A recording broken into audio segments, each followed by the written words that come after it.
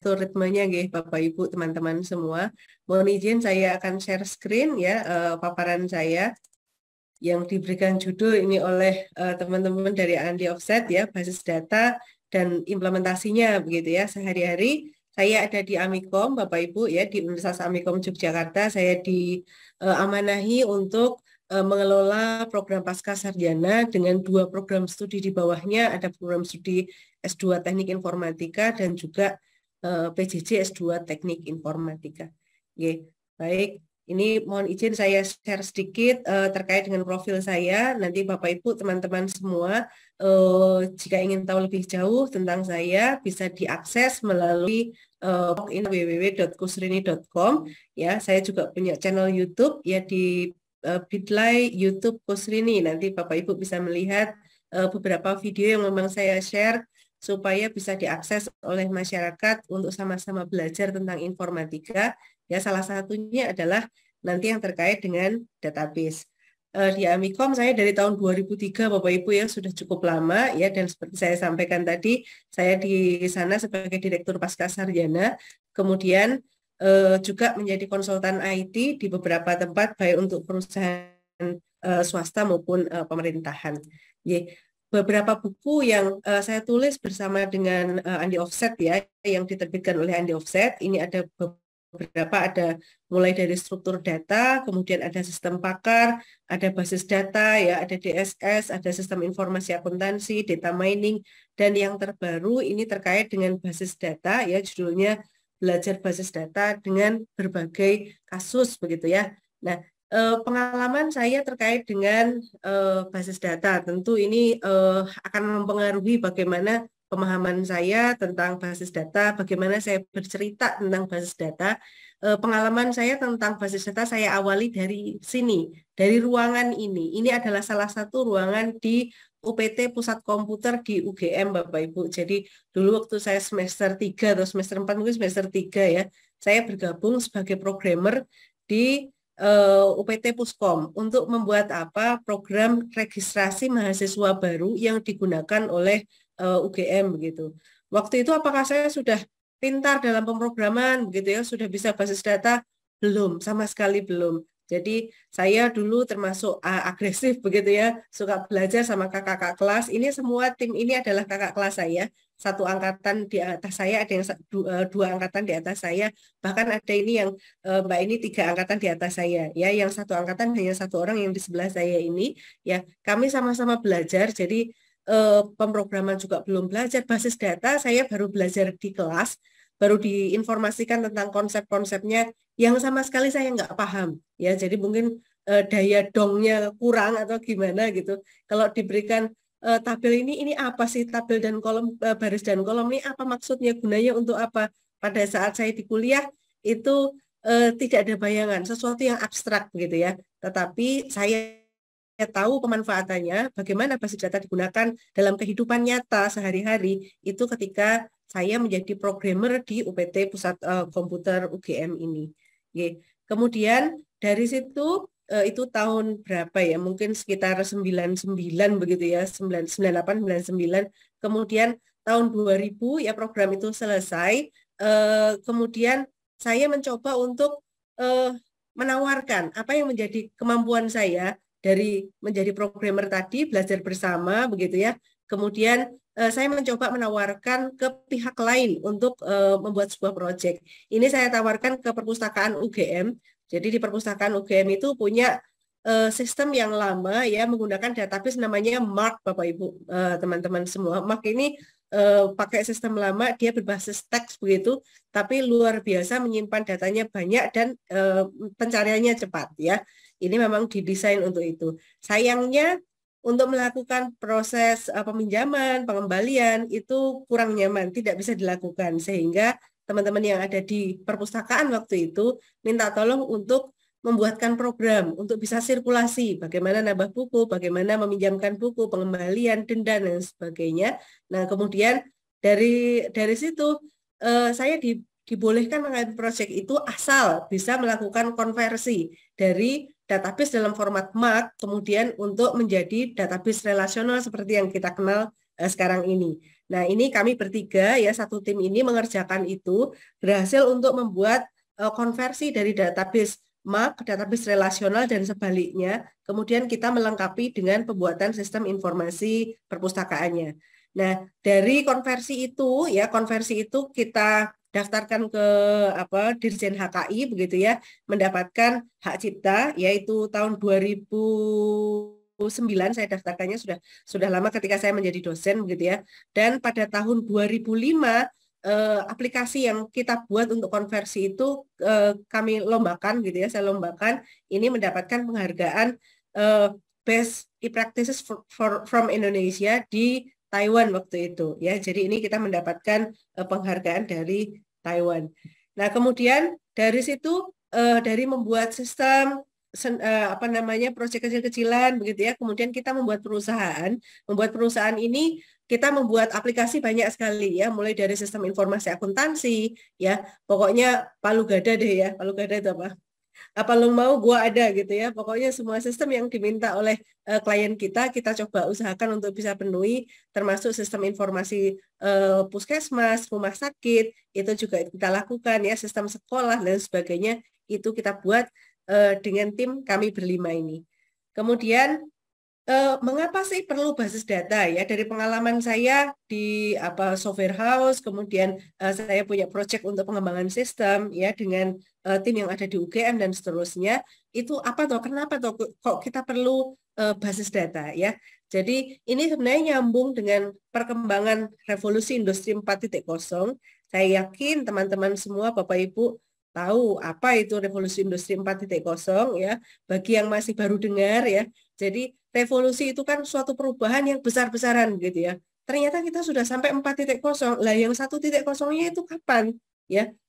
Itu bagaimana ketika apa begitu ya. Revolusi industri 1.0 itu dimulai dari ketika ditemukannya mesin uap ya oleh James Watt. Ketika itu merubah pola pikir, pola kerja ya, cara orang bekerja itu berbeda. Sebelumnya kalau kita punya suatu alat begitu ya, suatu mesin atau suatu pekerjaan yang harus dikerjakan, maka itu yang digunakan adalah tenaga manusia atau tenaga ternak begitu ya.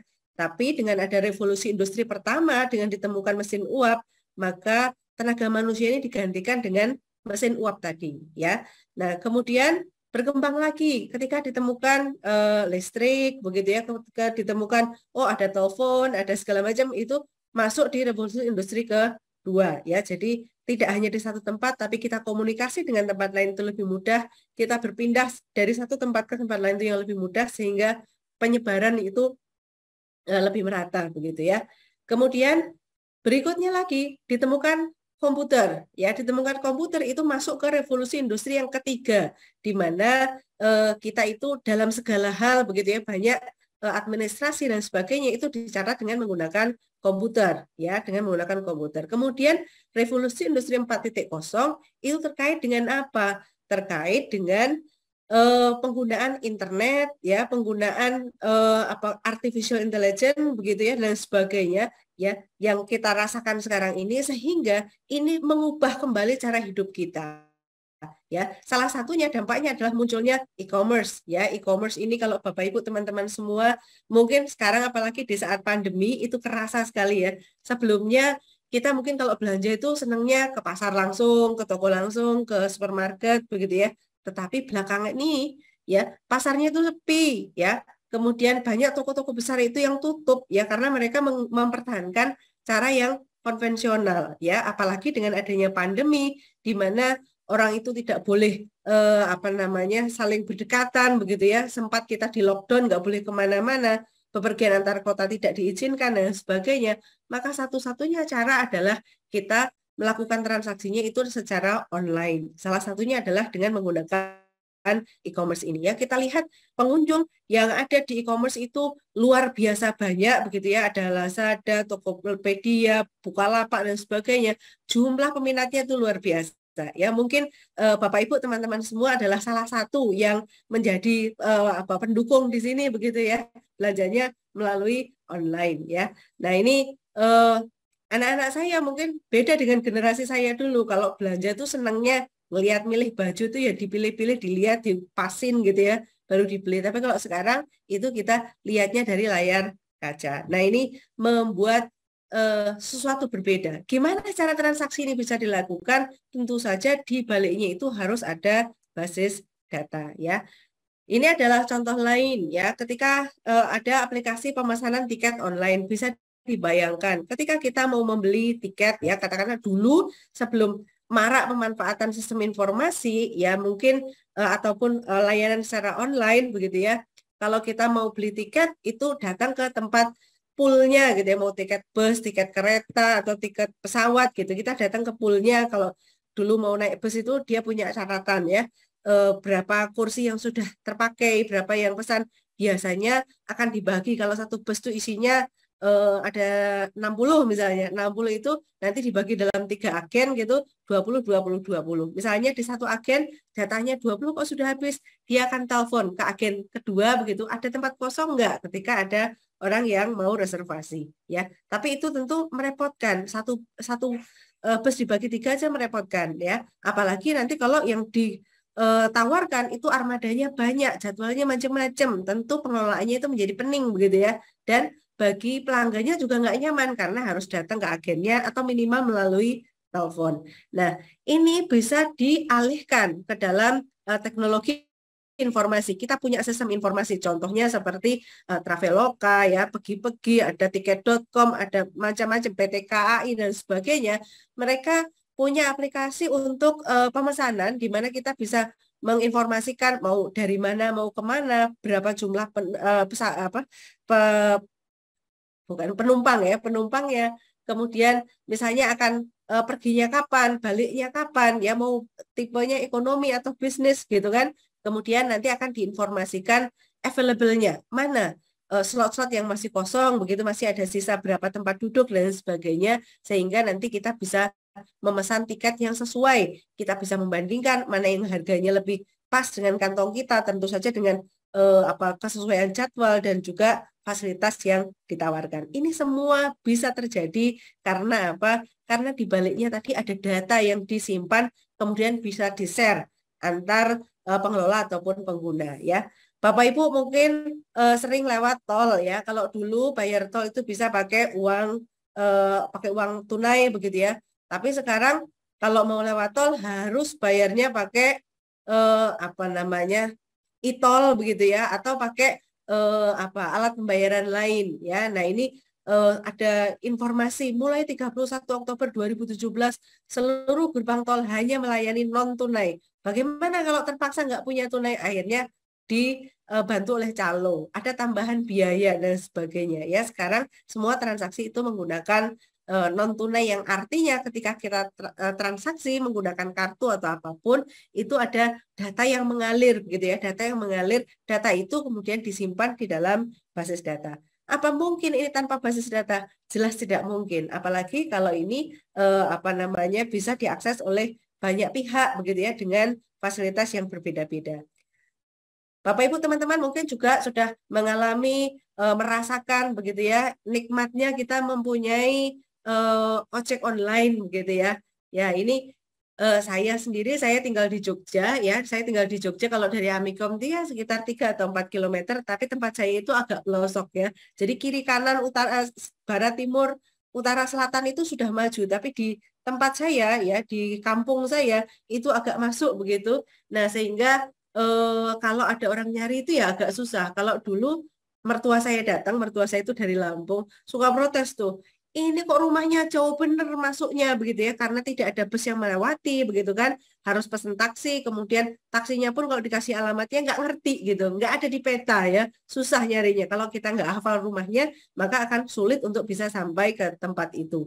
Nah, sekarang itu bisa diatasi dengan mudah ya, dengan menginformasikan di mana titik lokasi kita, maka itu akan dengan mudahnya nanti driver itu untuk mencari kita, sehingga pemesanan ojek juga nggak harus datang ke pangkalan ojeknya begitu ya, bisa dari tempat kita berada. Semua itu gara-gara tadi revolusi industri 4.0 ya, penggunaan internet untuk segala kegiatan kita ya, sehingga ini bisa menjadi mudah. Apakah hanya untuk ojek saja? Ternyata tidak, termasuk makanan, termasuk pemesanan untuk pijat, termasuk untuk bersih-bersih rumah dan lain sebagainya ya. Nah, ini bisa dibantu dengan aplikasi itu ya, termasuk nanti di perguruan tinggi, pengelolaan data perguruan tinggi mulai dari proses pendaftaran ya. Kalau zaman dulu daftar tuh ya harus datang, nulis gitu kan ya. Nanti tesnya juga harus datang ya, ada di situ. Kemudian nanti kalau mau KRS juga harus datang, nyari dosen walinya, minta tanda tangan dan sebagainya. Tapi sekarang itu bisa di-bypass, bisa dilakukan secara online, sehingga Bapak Ibu teman-teman semua kalau mau mendaftar ke suatu perguruan tinggi itu tidak perlu harus datang ke lokasinya sekarang ya, bisa dari rumah. Kalau sudah keterima baru nanti datang ke perguruan tingginya, atau bahkan kalau di tempat PJJ pendidikan jarak jauh seperti yang kami selenggarakan program studi PJJ S2 Teknik Informatika, mahasiswa tidak perlu datang ke Amikom ya, pembelajarannya semuanya dilakukan secara online ya. Nah, ini kemudian dilaporkan ke PDDikti juga secara online gitu ya, pengelolaan data bimbingan, yudisium, wisuda dan sebagainya, itu semua bisa dilakukan karena adanya basis data.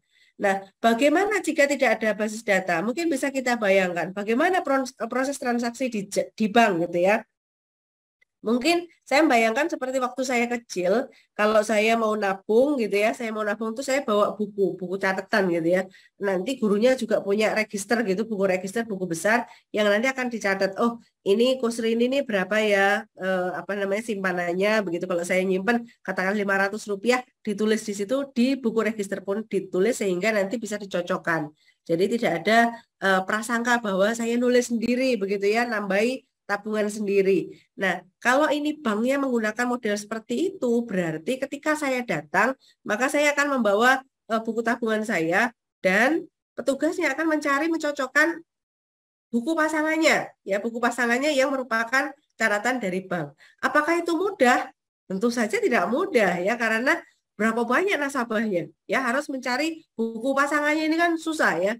Kemudian berapa lama waktu yang harus diperlukan begitu ya untuk menyelesaikan satu transaksi, karena dia harus nyari dulu bukunya dan sebagainya. Antriannya pasti akan sangat panjang sekali. Dan yang pasti melakukan transaksinya itu hanya bisa dilakukan di bank yang dimaksud, ya di bank yang di mana tempat kita menyimpan. Nah, tapi sekarang Bapak Ibu teman-teman semua kalau mau mengakses berapa ya tabungan saya, sudah bisa lewat online ya. Kalau saya mau transfer dari satu bank ke bank yang lain, mudah sekali dilakukan ya. Mau mengambil uang tidak harus melalui teller, bisa melalui ATM dan lain sebagainya ya. Kemudian bagaimana kalau nggak ada basis data? Bagaimana kita menjawab pertanyaan ini? Ini adalah pertanyaan anak saya ya. Waktu bertanya ini dia kelas 4, sekarang kelas 5 SD ya. Dia bertanya begini, Bunda, bagaimana ya caranya dari HP Bunda bisa bayar pulsa ke nomor teleponku gitu ya, dan akhirnya bisa membuat aku bisa membayar biaya untuk bermain sebuah game ya. Jadi ceritanya anak saya lagi senang main game waktu itu, kemudian harus bayar dan bayarnya itu akan mengambil pulsanya gitu ya, dapat dari pulsanya. Lalu anak saya minta untuk dibelikan pulsa, saya bayarkan lewat HP saya. Nah, ini bagaimana ya ceritanya dari HP saya kok bisa masuk pulsanya ke HP-nya dia, kemudian dari pulsanya dia kok bisa dipakai untuk membayar game, ya langganan game tertentu. Gimana caranya? Perpindahan data ini hanya bisa dilakukan kalau kita punya basis data ya. Jadi sebegitu penting dalam kehidupan sehari-hari, baik kita sadari atau tidak, semua yang ada di kita itu menggunakan basis data ya. Basis datanya biasanya kita nggak langsung mengakses ke DBMS-nya, tapi kita akan melalui sistem informasi. Seperti teman-teman kalau mengakses data perbankan ya, menggunakan internet banking, menggunakan mobile banking. Ya, teman-teman mau ngambil uang dari ATM, berarti dihadapkan pada mesin ATM-nya. Teman-teman yang kuliah pengen lihat transkrip nilainya, dihadapkan pada sistem informasi akademik. Mungkin Bapak Ibu yang sebagai pekerja, ya kemudian pengen presensi misalnya, ya nanti tidak terasa itu ke database-nya, cuman suruh berhadapan dengan komputer, nanti ada kameranya, mungkin menggunakan face recognition atau menggunakan sidik jari dan lain sebagainya ya. Kita nggak kerasa kalau menggunakan database, tapi sebenarnya database itu dipakai untuk menopang kegiatan kita, terutama untuk melakukan pencatatan berbagai transaksi yang kemudian akan bisa menghasilkan informasi-informasi yang kita butuhkan ya. Semua itu saya ceritakan di sini, Bapak Ibu teman-teman semua, dalam buku judulnya Belajar Basis Data dengan Berbagai Kasus ya. Ini saya tulis bersama dengan Pak Arid Wilaksito, itu adalah dosen Amikom sekaligus pengembang salah satu tim pengembang di Innovation Center ya, yang mengembangkan semua sistem informasi yang ada di Amikom gitu ya. Kemudian ada Bapak Muhammad Didi Iskandar, ini adalah salah satu teman saya di perusahaan saya begitu ya, yang waktu itu sebelum saya bergabung dengan Amikom waktu saya lulus ya, yaitu dengan Pak Muhammad Didi Iskandar. Kemudian ada Mas Fadlur Rahman, ini adalah mahasiswa saya ya, yang sekarang sudah bekerja di PT Gamma Techno ya, sebagai programmer, sistem analis begitu ya, yang mengembangkan berbagai sistem informasi termasuk untuk SDM, untuk keuangan dan lain sebagainya. Nah, ini kalau kelengkapan dari buku ini ya, ada beberapa bagan, kemudian skrip dan sebagainya kita siapkan ya, sehingga nanti teman-teman Bapak Ibu ketika mau mempraktekkan itu tidak perlu repot gitu ya, harus ngetik semuanya begitu. Itu sudah kita siapkan di Bitly Database Kusrini. Ini sudah tersediakan di sana. Kemudian juga disiapkan juga video-video pendukung begitu ya, video-video pendukung yang terkait pembahasan yang ada di sini bisa dilihat di bit.ly/video database Kusrini ya, itu bisa dilihat di sana. Nah, apa yang dibahas dalam buku itu, yang pertama adalah terkait dengan konsep basis data. Mengapa sih perlu basis data seperti tadi yang saya ceritakan? Lalu, apa itu basis data? Apa saja unsur yang ada dalam sebuah sistem basis data begitu ya. Kemudian nanti terkait dengan perancangan, sebelum kita mengimplementasikan itu kita perlu merancang dulu ya. Seperti kalau saya mau membuat rumah, itu tidak langsung kemudian menata bata begitu ya, tapi gambar dulu bentuknya seperti apa, kamarnya mau di mana, ukurannya berapa, ngadepnya kemana dan lain sebagainya, sehingga kalau ada koreksi ya dari si pemberi kerja dengan yang akan melakukan itu mudah dilakukan ya, karena kalau sudah jadi, oh ini pintunya kurang geser 5 cm ya, 5 cm itu kalau udah batanya udah ada di situ susah ya. Maka ini ketika kita mengembangkan sistem, maka yang dilakukan pertama adalah kita akan merancang dulu ya, bagaimana toh urutan pembuatan sebuah sistem basis data, menggambar rancangan sistem dengan diagram alur data itu gimana toh caranya, bagaimana merancang basis data. Di sini saya kenalkan dua pendekatan, ada pendekatan dengan berbasis entity relationship diagram dan juga pendekatan dengan normalisasi ya. Nah, ini nanti akan saya ulas sedikit, tetapi detailnya ada di buku itu. Kemudian yang berikutnya ada implementasi sistem basis data. Setelah kita punya rancangan, bagaimana toh kita mengimplementasikan software pengelola basis data itu apa saja ya. Kemudian cara menginstalnya bagaimana supaya kita bisa mempraktekkan untuk menggunakan itu begitu ya. Itu juga dibahas. Lalu ada bahasa basis data di mana kita berkomunikasi antara si pengembang sistem ataupun si pengguna gitu ya dengan sistem basis data itu dengan ada yang namanya data definition language, itu adalah untuk membuat rumahnya gitu ya, membuat struktur bangunannya atau membuat tabel-tabelnya. Kemudian ada data manipulation language, itu adalah di mana kita bisa memanipulasi data di dalamnya, ada insert, update, delete ya, bagaimana kita memasukkan data, mengupdate data, dan juga menghapus data yang ada di sana. Lalu yang tidak kalah penting adalah bagaimana kita menampilkan data dari sebuah tabel, baik itu berupa rincian ataupun nanti berupa apa namanya summarize gitu ya. Summarize itu berarti apa namanya kayak rekapitulasi atau statistiknya begitu. Kemudian juga bagaimana kalau kita ingin menampilkan informasi dari beberapa tabel sekaligus ya, itu juga nanti akan dibahas di dalam subbab implementasi sistem basis data ini. Lalu bagaimana toh kasus-kasus yang di kehidupan nyata ya. Ini kami ceritakan kasus implementasi basis data relasional di sistem penerimaan mahasiswa baru, sistem pembayaran siswa ya, sistem pada sistem sewa gadai, kemudian pada sewa kos gitu, kemudian juga sistem simpan pinjam koperasi. Ya, dengan adanya berapa nih 5 kasus ini, harapan kami nanti teman-teman itu menjadi lebih paham dari konsep-konsep yang dibahas sebelumnya, begitu ya. Dengan praktekannya ini kemudian nanti kalau ada kasus baru itu bisa diduplikasi caranya sehingga bisa mengimplementasikan untuk berbagai keadaan yang Bapak Ibu atau teman-teman temui ya. Yang terakhir adalah disampaikan terkait dengan keamanan basis data. Kalau kita sudah membuat basis data yang itu notabene bisa diakses oleh orang banyak, begitu kan? Gimana caranya mengamankan sistemnya? Ya, itu juga nanti dibahas di dalam buku ini. Oke, baik. Buku ini dilengkapi tadi dengan video yang saya sampaikan di dalam apa namanya ada QR code tadi ya, QR code itu saya ambilkan dari YouTube yang sudah saya share ya, Bapak Ibu teman-teman semua bisa mengakses YouTube tersebut dari sekarang pun sudah bisa. Ini ada materi terkait konsep dasar basis data ya, bagaimana ER diagram itu seperti apa, kemudian mengoptimasi ER diagram itu gimana caranya, mengimplementasikan ER diagram menjadi tabel-tabel itu gimana ya, kemudian membuat rancangan dengan normalisasi itu seperti apa, lalu pengenalan MySQL begitu ya, salah satu software dalam mengelola basis data, kemudian bagaimana melakukan manipulasi data ya, menampilkan informasi dari satu tabel atau juga menampilkan informasi dari beberapa tabel sekaligus ya. Materi ini juga pernah dibahas begitu ya di MOOC Aptikom, materinya masih ada di sana ya, dan ini jadi ini tidak hanya diajarkan di Amikom tapi juga di MOOC Aptikom yang itu bisa diikuti oleh mahasiswa di seluruh Indonesia. Oke. Kemudian apa sebenarnya basis data itu ya? Mungkin yang ikut di sini beragam ya, ada yang sudah advance tentang database, mungkin nanti kita bisa diskusi ya, atau mungkin baru tahu apa sih basis data itu, ya kayak mana sih, bentuknya seperti apa begitu ya. Nah, ini akan saya ceritakan sekilas.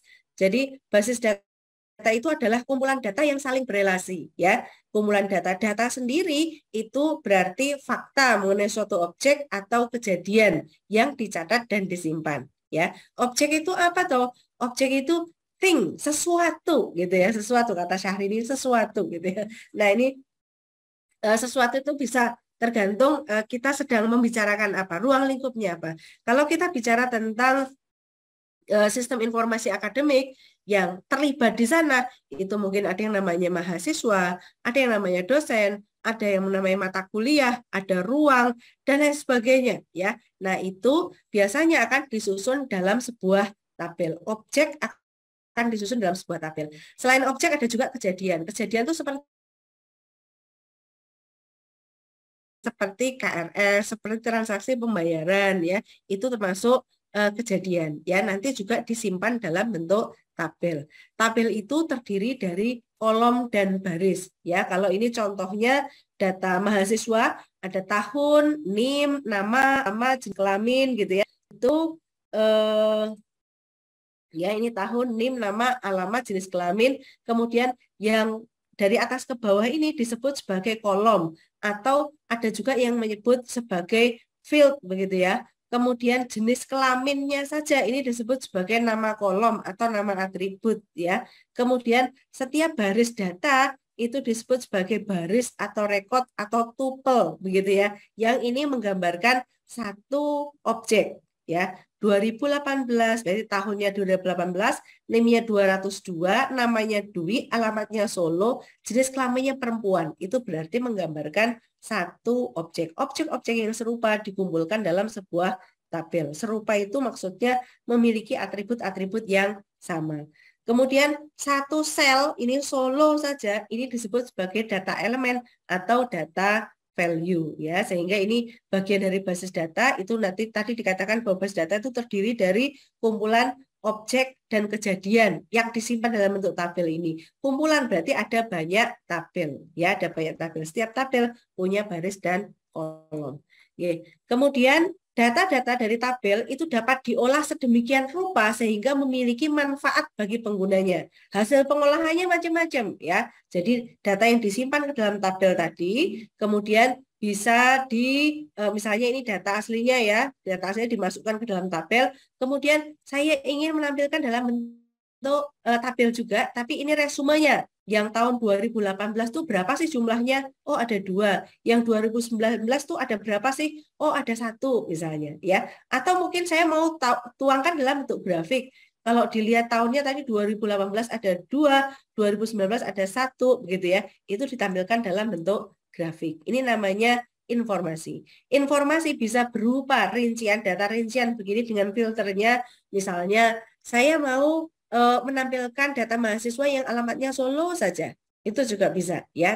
Nanti rinciannya akan muncul semua datanya ya. Kolomnya mau dipilih saya hanya menampilkan NIM nama saja boleh juga ya. Tentu ini disesuaikan dengan kebutuhan dari penggunanya nantinya.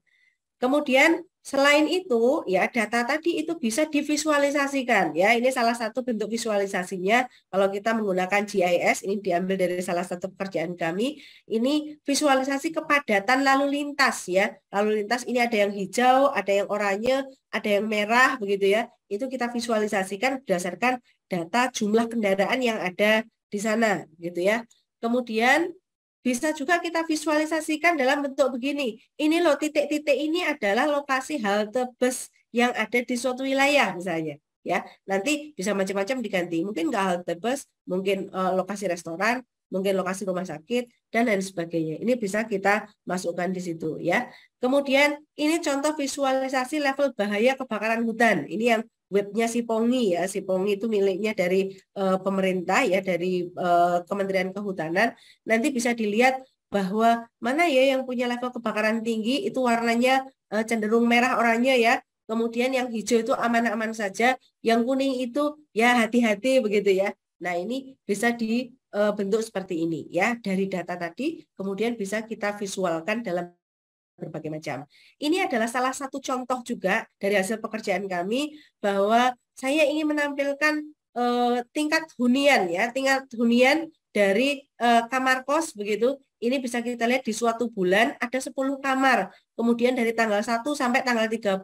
Siapa saja yang menempati kamar itu? Ya, kamar yang kosong itu sebelah mana? Sehingga nanti ketika ada telepon, ada yang mau reservasi, atau bahkan ketika reservasi langsung nanti akan diinformasikan mana slot yang kosong ya. Kalau ada yang datang langsung Mbak mau sewa kamar misalnya tanggal 30 nih ya, tanggal 30 kita langsung bisa lihat oh ya ini masih ada beberapa kamar kosong gitu. Kalau ini ada tamunya 5 bisa enggak? Dihitung. Oh, masih ada 5. Berapa hari? Kita lihat ke belakangnya. Atau datangnya tanggal 17. Tanggal 17 mau sewa 5 kamar. 5 kamar ini kosong. 1, 2, 3, 4, 5, 6. Bisa. Tapi berapa hari dulu? 3 hari. 3 hari tidak bisa, tidak cukup ya. Oh, kalau 3 hari masih cukup. Yang ini 1, 2, 3, yang ini ya, yang masih kosong-kosong selama 3 hari ke depan masih bisa. Tapi kalau 4 hari nggak bisa karena sudah dipesan oleh orang lain pada hari berikutnya ya dan seterusnya. Ini memudahkan baik operator maupun pengelola. Ya, pengelola bisa melihat bagaimana ini tingkat huniannya. Nanti kalau misalnya pemilik yang menitipkan rumah ke manajemen ini bisa menanyakan, loh kenapa kok rumah saya banyak sepinya, banyak kosongnya. Mungkin ada satu kamar yang ini kok 9 ini kosong terus, ada apa ini? Jangan-jangan ada yang rusak begitu ya, atau apa? Itu bisa dikonfirmasikan. Ya, ini adalah alat komunikasi, ya informasi ke si pemiliknya tadi. Kemudian ini contoh ya, contoh untuk sistem untuk laporan pembelian, penjualan di Swalayan Citramat di Amikom ini ya. Kemudian ini dulu tahun berapa ya? Suara saya ini masih terdengar dengan baik enggak ya? Ini ada saingan dengan suara azan atau kita break dulu atau bisa langsung? Langsung ya. Oke, baik. Oke.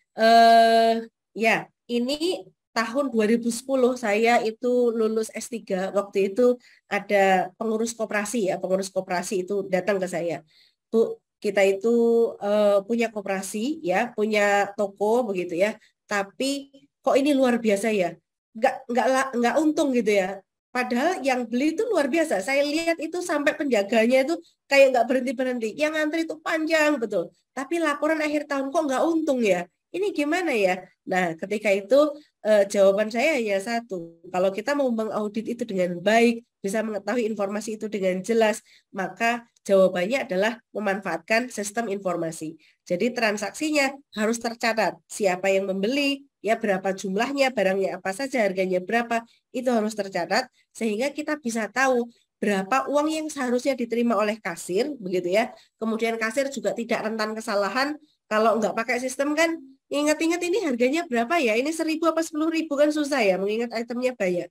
Lalu nanti belum mengembalikan, ada kembalian. Ini belanjanya 2.750, uangnya 10.000, ngembaliinnya berapa ya? Nah ini kan pakai mikir. Kalau orangnya banyak yang ngantri, ini udah panik sehingga jumlahnya, pengembaliannya bisa jadi tidak tepat. Yang harusnya untung malah jadi buntung kan gitu ya. Nah itu kejadiannya seperti itu. Maka ini kita buatkan sebuah sistem informasi di mana berapa uang yang harus dibayar, berapa kembaliannya dan sebagainya itu bisa otomatis dilihat oleh kasir. Kemudian berapa uang yang diterima oleh kasir itu bisa langsung dilihat oleh pengurus sehingga waktu itu saya sempat menjadi pengurus ya, saya bisa tahu oh ini ada kasir satu Anna Mintarsih itu berapa ya uang yang diterima hari itu, oh 7 juta loh yang diterima. Anita tuh berapa yang diterima itu sorenya mereka tinggal laporan ya, laporannya bisa langsung ke bank, nanti tinggal kita cocokkan angkanya benar nggak dengan laporan yang ada di sistemnya ya, sehingga ini memudahkan kita nggak harus ngitung uang setiap hari begitu kan. Kemudian juga tidak perlu cross check barangnya ini benar jumlahnya sekian atau tidak karena semuanya udah terekod oleh sistem ya. Nah ini menjadi penting ya. Ternyata setelah menggunakan sistem informasi pada tahun pertama keuntungannya itu langsung melejit ya. Sekarang mungkin keuntungannya sudah ratusan juta dari toko itu yang tadinya dilaporkan tidak untung ya karena ada investasi dengan penggunaan sistem informasi ini. Yang di belakangnya itu adalah memanfaatkan basis data.